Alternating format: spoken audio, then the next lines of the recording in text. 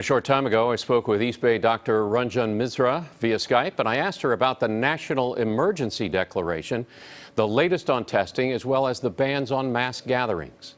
All right, Doctor, President Trump declared this national emergency today. So from a doctor's perspective, is that the right move? Is it going to provide more resources? I think it's the absolutely right move.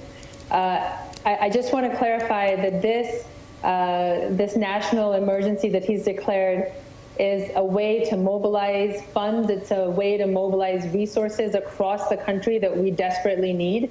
So people should not get panicked over the fact that he has declared this.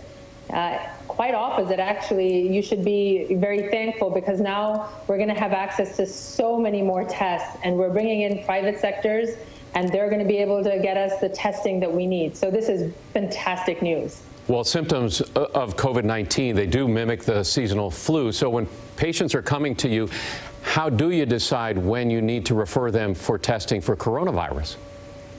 Sure. So the one main difference of coronavirus versus the flu, and we can go into this a little bit, but the three main symptoms everyone's been talking about are fever, cough, and shortness of breath with the coronavirus, FCS. I just try to say those letters every time I'm on the news so that you remember what you need to look out for. Shortness of breath does not occur in the common cold. Shortness of breath does not occur in the flu. It's only sometimes present when you have allergies, but let's just be real here. If you have allergies, you're going to have different symptoms.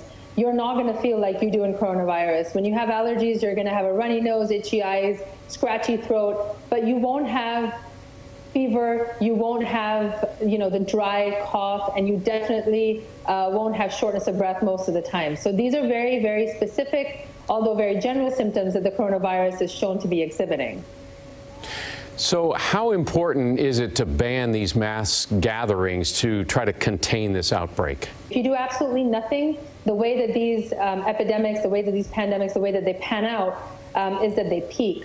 What we're trying to do is slow that spread down. We're trying to make that peak into a hump. We're trying to flatten that curve. And the only way to do so is by fixing influx of people and by basically barring them from coming into the country. We did that with China. Now we're doing it with Europe, which is unfortunately the new China. So we've done that. Now we need to deal with our nation internally.